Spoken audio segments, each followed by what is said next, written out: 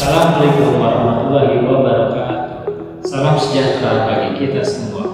Perkenalkan, nama saya Fadli Aryadi, dosen Teknik Informatika Fakultas Ilmu Komputer Universitas Pamulang. Pada kesempatan kali ini, izinkan saya memaparkan mata kuliah yang saya ambil di Prodi Teknik Informatika, yaitu Interaksi Manusia dan Komputer. Mata kuliah Interaksi Manusia dan Komputer ini adalah mata kuliah wajib prodi yang berbobot 2 SKS dan berada di semester 4. Sebagai seseorang yang berprofesi sebagai dosen, saya memiliki kewajiban untuk melakukan tridharma perguruan tinggi, yaitu bidang pengajaran, melakukan penelitian, dan melaksanakan pengabdian. Dalam bidang pengajaran, saya mengimplementasikan konsep DAI, yaitu Delivery, Interaction, dan Assessment. Penjabaran dari proses DAI yang pertama adalah delivery, yaitu saya melakukan penyampaian materi kepada mahasiswa mengenai mata kuliah yang saya ajarkan. Yang kedua adalah interaction, di mana saya mengajak mahasiswa untuk berdiskusi mengenai mata kuliah yang saya ajarkan sehingga mahasiswa mampu memahami dengan baik mata kuliah yang saya ajarkan. Ketiga adalah assessment, di mana saya melakukan penilaian secara objektif kepada mahasiswa untuk menguji sejauh mana pemahaman mahasiswa terhadap mata kuliah yang saya sampaikan. Berikut ini saya akan mendeskripsikan mata kuliah Interaksi Manusia dan Komputer. Mata kuliah ini menjelaskan mengenai ilmu komputer tentang pengenalan sistem komputer, faktor manusia, ragam-ragam dialog, prinsip desain grafik, prototyping, website, grup web, visualisasi informasi, audio dan agent, sistem bersensor ganda, problem dan juga problem solving. Capaian pembelajaran mata kuliah ini diantaranya mahasiswa diharapkan mampu menerapkan etika dan moral dalam pengambilan keputusan berdasarkan bukti dan data, menguasai metode berbasis komputer untuk menganalisis dan menyelesaikan masalah di organisasi, serta memahami konsep sistem komputer dan komunikasi secara jelas dan persuasif. Berikut ini materi pembelajaran yang saya berikan kepada mahasiswa, diantaranya yang pertama pengenalan interaksi manusia dan komputer dan juga faktor manusia, 2 pengenalan sistem komputer, 3 ragam dialog, 4 prinsip desain grafik, 5 prototyping, 6 penanganan kesalahan dan hal dokumentasi, 7 website, 8 web, 9 visualisasi informasi, 10 audio dan agent, 11 sistem bersensor ganda, 12 problem solving, 13 prinsip dan paradigma, serta yang terakhir pemilihan menu dan pengisian formulir. Untuk mempermudah dalam penyampaian materi, saya selalu mempersiapkan bahan ajar berupa slide presentasi, modul ajar sesuai dengan RPS, perangkat laptop, dan proyektor serta aplikasi atau perangkat lain yang dibutuhkan sesuai dengan materi yang akan saya sampaikan. Kriteria pada indikator penilaian yang saya terapkan pada mahasiswa diuraikan dalam beberapa persentase. Di antaranya 10% pada kehadiran dan aktivitas mahasiswa yang dinilai dari keaktifan mahasiswa dalam mengikuti perkuliahan, aspek ketertiban serta aspek kerapihan mahasiswa di dalam kelas. 20% penugasan dengan memberikan tugas kepada mahasiswa untuk mencari referensi tentang materi yang saya berikan melalui buku dan jurnal. Terdapat juga tugas individu dan kelompok dengan tujuan agar tercapainya peningkatan hasil belajar mahasiswa, menambah wawasan dan pola pikir yang luas, dan juga lulusan nantinya memiliki kompetensi yang sesuai dengan bidang teknologi informatika saat ini dan juga masa mendatang. Selanjutnya, 30% penilaian saat UTS dan 40% penilaian saat UAS. Berikut ini saya lakukan proses pembelajaran yang saya lakukan bersama mahasiswa di dalam kelas. Kita saksikan berikut ini. Oke, Assalamualaikum warahmatullahi wabarakatuh. Waalaikumsalam warahmatullahi wabarakatuh. Oke, pada hari ini kita akan bahas tentang materi interaksi manusia dan komputer, yang mana modul 14 ini kita akan bahas tentang problem solving.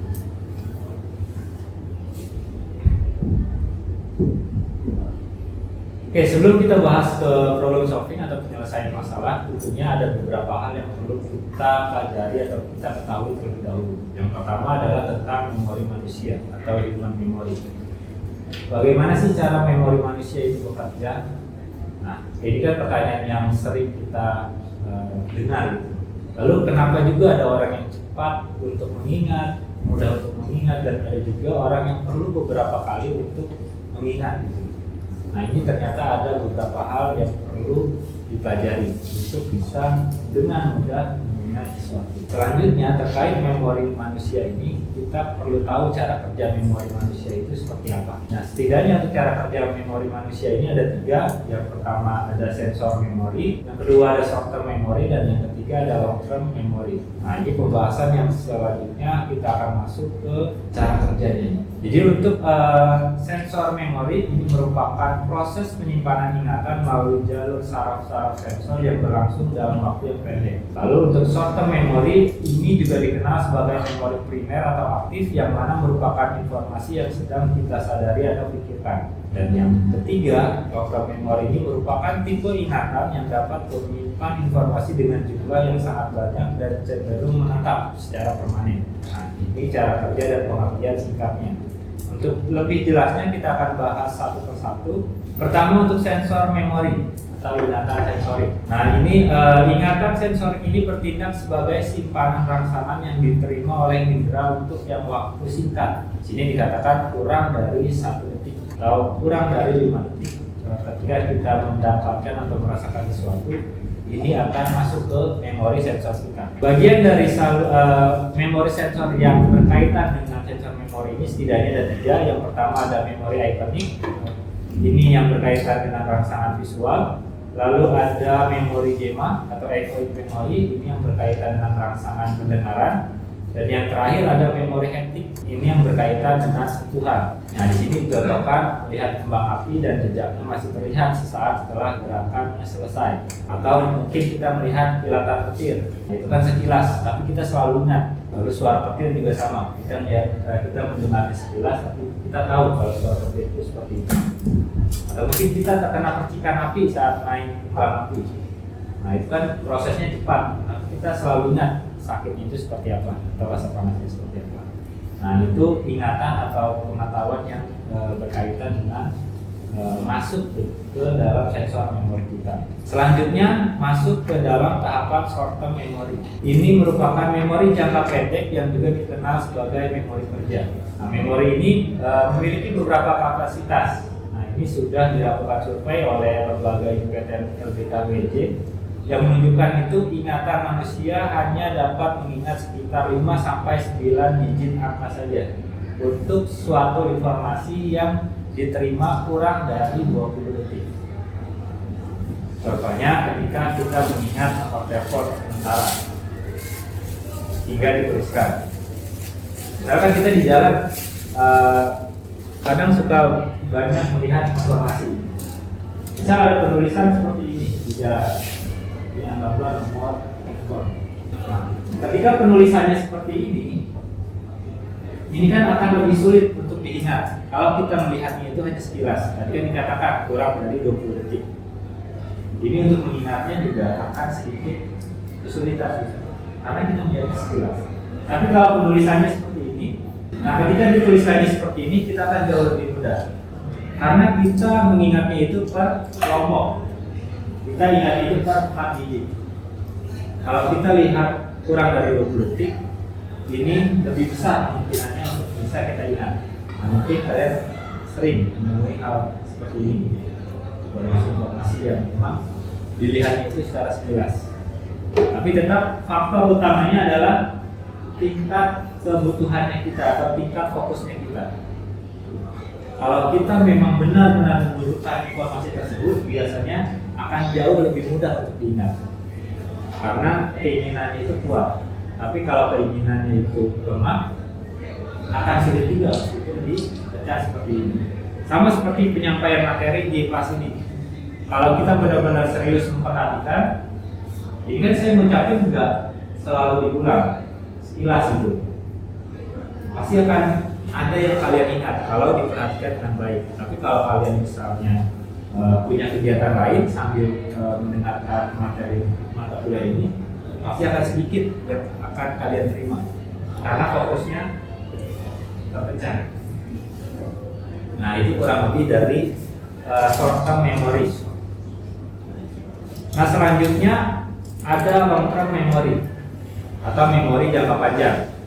Nah, ini merupakan tahap akhir dari model memori multi tahap, yang mana memori jangka panjang ini menyimpan informasi dalam waktu yang lama dengan kapasitas yang tak terbatas. Contohnya ini mengingat nama orang tua, mengingat nama sendiri, mengingat jenis kelamin. Nah itu kan permanen. Seharusnya tidak berubah sampai kita meninggal misalnya. Atau mungkin ada kejadian yang mengakibatkan memori ingatan kita rusak, itu ada kemungkinan berubah, bisa lupa. Tapi kalau tidak ada kejadian tersebut, maka ingatannya itu akan selalu ada. Nah, untuk memori jangka panjang ini dibagi menjadi dua. Yang pertama ada memori semantik. Memori semantik ini berdasarkan fakta dan konsep. Misalnya saya katakan Jakarta adalah ibu kota Indonesia. Nah ini kan fakta, sebuah fakta gitu, yang memang akan diakui oleh seluruh warga Indonesia. Karena saat ini memang Jakarta itu masih ibu kotanya Indonesia. Tapi kalau yang kedua, jenis kedua memori episodik merupakan pengetahuan yang berdasarkan pengalaman pribadi. Nah ini akan beda-beda jawabannya. Misalnya kalau saya tanya bagaimana pengalaman kalian ketika melakukan liburan di Bali tahun lalu. Nah ini kan akan beda. Sama seperti ketika saya tanya ke kalian bagaimana perasaan kalian terhadap pengajaran saya selama ini. Nah ini kan pengalaman kalian kan pasti beda-beda terhadap saya. Nah, itu pasti jawabannya kan beda-beda. Karena itu berdasarkan pengalaman. Nah itu pembahasan awal untuk menyelesaikan sebuah masalah itu kita harus tahu dulu terkait memori manusia. Sampai sini ada pertanyaan? Atau ada hal yang belum jelas? Oke kalau ya silakan.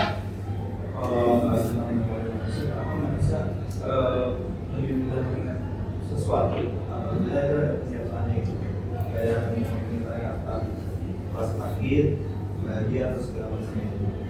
Oke, jadi untuk memori jangka panjang, kenapa bisa sampai masuk ke memori jangka panjang? Biasanya itu adalah pengetahuan atau sesuatu yang diterima itu memang sangat berkesan atau sangat ingin diketahui oleh orang tersebut. Jadi niatnya itu kuat, bisa dikatakan.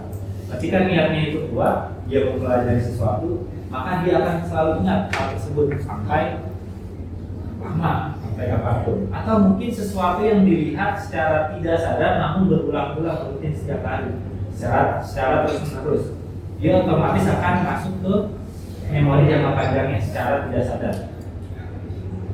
Karena kita lihat terus berulang setiap hari.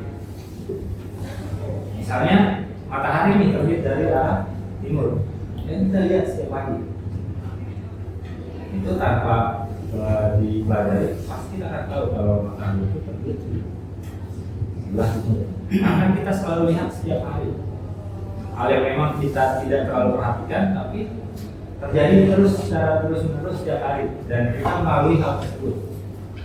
Sama seperti kalian nih, ketik di device kalian, di laptop kalian, atau di komputer kalian. Di awal-awal kalian perlu pelajari, tapi semakin sering kalian lakukan, kalian tahu sendiri lokasi tombol keyboardnya itu di mana. Kalau kalian memakai device yang sama, kan keyboard itu kan jenisnya ada macam-macam ya. Ada yang sebelahnya ada numeriknya, ada yang tidak. Kalau yang biasa pakai numerik, biasanya ketika input data angka dia kan selalu di paling kanan, pojok kanan. Tapi kalau tidak ada numeriknya dia kan di atas atau di tengah. Nah itu kan akan beda nanti kecepatannya, karena terbiasa menggunakan memori yang menggunakan numerik. Kalau tidak menggunakan biasa kalian input data angka, kalian pakai keyboard yang ada numeriknya, tiba-tiba kalian ngetik di laptop kalian, kan ini untuk angkanya kan dia ada di atas, pasti akan beda kecepatannya karena belum terbiasa. Nah itu yang bisa membuat masuk ke memori jangka panjang. Ada lagi pertanyaan? Cukup? Kalau cukup, setelah kita pelajari cara kerja memori kita akan masuk ke dalam penalaran atau reasoning. Reasoning ini merupakan proses di mana kita menggunakan pengetahuan yang kita miliki untuk menarik kesimpulan atau menyimpulkan sesuatu yang baru tentang suatu bidang minat. Tentunya untuk membuat sebuah kesimpulan kita harus tahu dulu, kita harus punya dulu banyak pengetahuan atau pengalaman yang kita simpan di memori jangka panjang kita. Itu perlu dikuasai dulu. Makanya tadi di awal dibahas dulu kenyataan manusia itu seperti apa. Untuk penalaran sendiri di sini akan kita bahas 3 jenis. Yang pertama ada deduktif, kedua ada induktif, dan yang terakhir ada abduktif. Untuk yang deduktif merupakan penalaran menggunakan logika untuk menarik kesimpulan dari premis yang sudah diketahui. Yang mana jika premisnya benar maka kesimpulannya juga pasti akan benar. Contohnya, premis jika hari ini hujan maka tanah akan basah. Faktanya hari ini itu hujan, maka bisa ditarik kesimpulan tanah akan basah.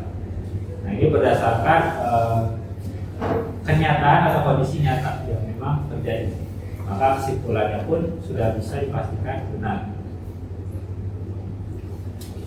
Yang kedua ada penalaran induktif. Nah, ini merupakan generalisasi proses berpikir dari kasus yang kita lihat atau bukti faktual untuk menyimpulkan tentang kasus yang belum kita lihat atau bukti yang belum kita dapatkan. Contohnya, setiap pagi dalam seminggu terakhir matahari terbit dari arah timur. Lalu setiap pagi selama sebulan terakhir matahari juga terbit dari arah timur. Nah, dua premis ini kan selalu menghasilkan hasil yang sama, sehingga bisa ditarik kesimpulan nih kalau matahari itu selalu terbit dari arah timur. Nah, ini merupakan kesimpulan yang diambil berdasarkan pengamatan dari kasus atau hal yang terjadi itu sudah banyak dan berulang. Nah, biasanya penalaran induktif ini nih yang akan banyak digunakan dalam penelitian kalian tentunya. Kalian misalnya ingin membuat skripsi dan kalian sudah ada nih temanya, tema masalahnya kalian sudah ada, tapi kalian masih bingung nih metode apa yang akan kalian pakai. Nah, ini kalian bisa lihat ke referensi penelitian yang kalian jadikan acuan. Anggaplah kalian mengambil 5 atau 10 referensi penelitian dengan tema yang sama. Misalkan pasti metodenya ada yang beda gitu.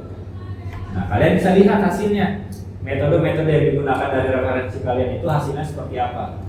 Sehingga kalian bisa tarik kesimpulan, oh ternyata anggaplah masalah saya ini ketika diselesaikan dengan metode waterfall itu hasilnya bagus.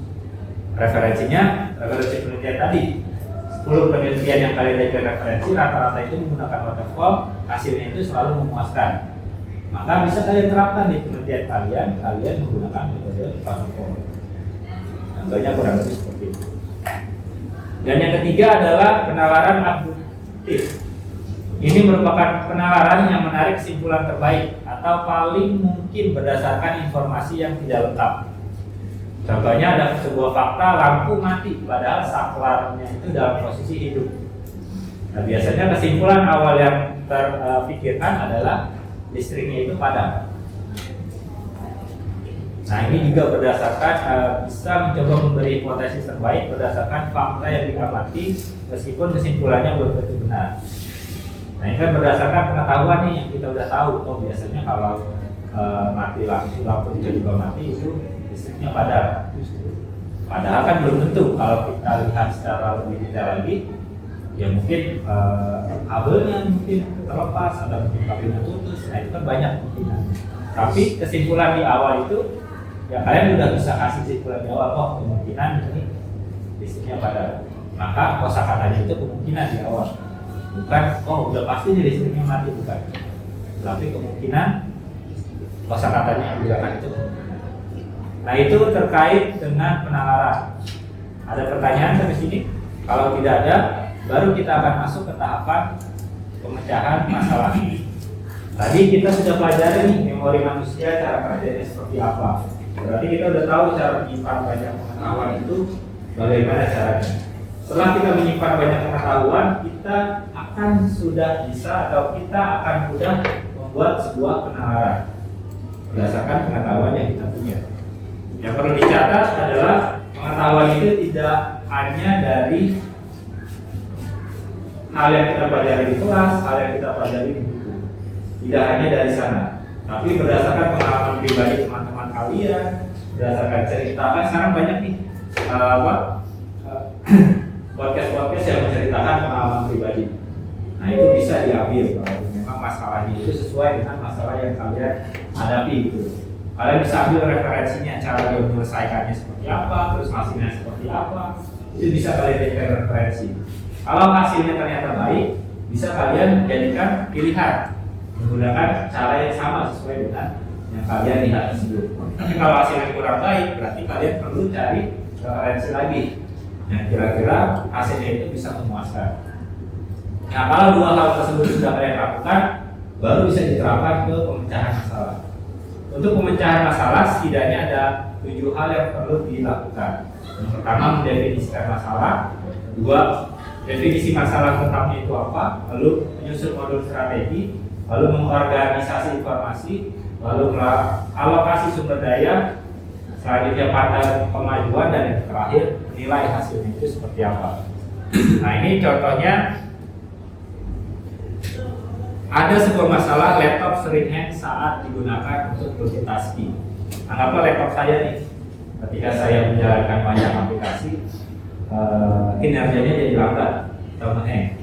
Nah ini kan sering dialami sama anak-anak teknik informatika atau semua user yang memang menggunakan laptop. Masalahnya udah jelas, laptop sering hang saat digunakan untuk multitasking. Nah, kita perlu identifikasi lagi nih definisi masalahnya. Kondisi hangnya itu saat melakukan apa sih? Nah, di sini contohnya laptop saya sering hang nih ketika membuka lebih dari 3 aplikasi berat. Contohnya misalnya saya buka browser dengan banyak tab, lalu saya membuka Microsoft Office, lalu saya membuka aplikasi editing atau membuka aplikasi pemrograman secara bersamaan. Nah ini membuat kinerja laptop saya itu menjadi lambat atau sering hangnya. Nah definisinya definisi masalahnya udah ketahuan nih, penyebabnya apa. Lalu kita bisa buat modul strategi. Nah, strateginya apa sih kira-kira untuk menyelesaikan atau memperbaiki hang yang ada di laptop saya? Yang pertama, misalnya kita memeriksa spesifikasi laptop, lalu menganalisis aplikasi yang digunakan apa saja dan memastikan sistem operasi atau driver sudah diperbarui. Ini modul strateginya. Tentunya modul strategi ini bisa dibuat ketika pengetahuan kita atau memori jangka panjang kita itu sudah banyak terisi oleh masalah ini. Kalau belum ada ilmu pengetahuannya atau belum ada pengetahuannya, kita nggak akan bisa buat modul strategi ini. Maka kita perlu cari referensi. Tadi referensinya banyak, bisa dari pengalaman, bisa dari video pembelajaran. Saat modul strateginya itu sudah dibuat, kita akan coba mengorganisasi informasi tersebut. Tadi kan disuruh cek spesifikasi laptopnya apa, maka diketahui nih, oh ternyata RAM-nya itu apa, prosesornya itu apa, lalu habisnya kapasitasnya itu apa saja. Lalu aplikasi yang tadi yang sedang dibuka ketika hang itu apa saja, ini kan udah ada diorganisir informasinya semua. Lalu ada nggak pembaruan sistem yang tertunda? Tadi kan sudah dilakukan pengecekan. Nah ini informasinya kan sudah ada semua tuh, detail secara lengkapnya. Nah ketika organisasinya informasi sudah lengkap, baru kita bisa melakukan alokasi sumber daya. Jadi dalam upaya menyelesaikan atau pembetulan device yang hang itu untuk segera teratasi. Yang pertama, untuk menentukan waktu, biaya, dan alat yang dibutuhkan untuk memperbaiki masalah. Misalnya kita mengalokasikan 2 jam untuk memeriksa aplikasi serta mengelola sumber daya laptop. Lalu kita juga perlu menyediakan anggaran kalau sekiranya membutuhkan pergantian hardware. Itu kan pasti berbiaya karena kita ganti alat atau kita ganti hardware. Nah selanjutnya adalah memantau kemajuan. Kita harus selalu memantau perubahan setelah langkah yang diambil untuk melihat apakah masalah itu mulai teratasi. Misalnya tadi, masalahnya kan tadi udah terorganisir dengan jelas. Kita coba tutup beberapa aplikasi misalnya, terselesaikan atau tidak. kondisi hangnya. Kalau tidak, berarti kita perlu melakukan pergantian hardware. Nah, ini tahapan hasilnya di penilaian. Jadi ketika kita sudah mencapai solusi, kita perlu juga menilai hasilnya itu seperti apa. Tadi dikatakan aplikasinya kan banyak yang dibuka. Saya coba nih tutup satu aplikasi misalnya. Oh ternyata masih hang juga. Maka ada upaya lain yang perlu saya lakukan. Misalnya mengganti hardware-nya. Hardware-nya apa saja yang bisa diganti? Nah di sini ada pilihannya. Ada RAM-nya yang ditambah kapasitasnya, atau mungkin harddisk-nya dirubah dari jenis harddisk ke SSD. Itu kan bisa mempercepat kinerja dari laptop saya. Nah, itu hal-hal yang bisa kita lakukan untuk menyelesaikan sebuah masalah yang mana contohnya itu tadi masalahnya itu device kita hang atau kinerjanya itu lambat. Itu hal-hal yang memang bisa kita lakukan dalam upaya menyelesaikan masalah tersebut dengan dasar pengetahuan yang sudah kita miliki. Yang umum dilakukan itu seperti tadi. Oke, sampai sini ada pertanyaan? Silakan. Untuk langkah mitigasi masalah yang tadi ya, kan itu kan ada banyak stepnya tuh. Ya. Studi kasusnya itu misalkan kita teknisi, Ya. Ada customer mengalami error atau kerusakan. Nah itu kan biasanya customer minta ini errornya kenapa langsung. Jadi biar tahu itu harganya berapa, estimasi pengerjaannya berapa. Ya. Menurut saya kan langkah tersebut kan terlalu panjang ya Pak. Ya. Apakah bisa didiskusikan lagi Pak? Ya, ini terlalu panjang karena kita perlu mengetahui arahnya itu seperti apa. Tapi kalau diterapkan di kehidupan pribadi, kalau kamu sebagai teknisi, kamu sebagai teknisi itu kan sudah pasti banyak melakukan perbaikan. Di situ pasti sudah banyak pengalaman yang kamu dapatkan gitu. Misalnya nih handphone saya rusak, screen-nya rusak. Kamu pasti tinggal tanya jenis handphone itu apa. Dan kamu pasti sudah tahu harga spare part itu berapa dan biaya untuk kamu dapatkan, biaya perbaikan untuk kamu sendiri itu berapa, itu pasti kamu sudah tahu. Jadi ketika ditanya handphone saya perlu ganti segini, kira-kira biayanya berapa, pasti itu kamu udah bisa langsung sebutkan dengan cepat gitu loh, karena pengalamannya udah ada. Tapi kalau masalahnya belum ada, belum pernah kamu terima, misalnya handphone saya tiba-tiba mati total nih. Mati total ini kan penyebabnya pasti banyak. Kamu pasti nggak mungkin bisa langsung kasih harganya. Tapi kamu bisa pastiin dulu. Pasti kamu minta waktu ke customer-nya. Ini kan mati total. Saya perlu cek komponennya secara detail. Nanti yang rusaknya apa, baru saya bisa kasih estimasi harganya. Kalau kamu langsung kasih harga misalnya, mati total, oh ini mungkin IC powernya. IC powernya udah ketahuan nih harganya misalnya 800.000, biasanya 200.000. Langsung kamu kasih harga, oh ini 1 juta selesai. Kira-kira customer-nya akan tetap di situ atau tidak? Enggak. Pasti dia akan cari tempat lain dulu yang kira-kira jawabannya itu lebih logis. Lebih logis itu dalam artian itu tidak selalu cepat. Lama pun termasuk logis kalau memang masalahnya itu kompleks. Jadi masalah yang kompleks itu nggak selalu bisa diselesaikan dengan waktu yang cepat. Pak, handphone saya mati. Kira-kira biayanya berapa? Oh, oke Pak. Untuk handphone mati ini saya perlu waktu mengecek secara detail. Kira-kira biaya pengecekannya aja dulu nih saya kasih tahu. Jadi kalau misalnya nanti Bapak cancel atau nggak jadi, Bapak tetap kena biaya atas pengecekan yang saya lakukan. Misalnya biaya pengecekannya hanya 50.000 Pak. Nanti jadi atau tidaknya, ya Bapak cukup bayar 50.000. Kalau misalnya nggak jadi, kalau misalnya jadi, nanti kan ketahuan yang rusaknya itu apa, harga harganya seperti apa, penggantiannya seperti apa, baru dibicarakan lagi. Tapi di awal kalian udah bisa kasih dulu nih jasanya kalian ketika melakukan pengecekan ke handphone yang mati tersebut berapa. Jadi kalian melakukan pekerjaan itu tetap dapat income-nya gitu. Dan itu biasanya lebih masuk akal dan customer pasti mau gitu. Oh iya nggak apa-apa saya ngakuin cek. Yang penting saya tahu dulu nih rusaknya apa. Kalau misalnya nanti ketahuan rusaknya apa dan baju saya tutup, oke langsung diperbaiki. Tapi kalau tidak, ya mungkin tunggu bulan depan atau ketika ada rezeki yang lebih. Kurang lebih seperti itu. Oke, kalau cukup berarti materi kita sampai di sini. Terima kasih atas waktunya. Selamat siang. Assalamualaikum warahmatullahi wabarakatuh. Waalaikumsalam warahmatullahi wabarakatuh.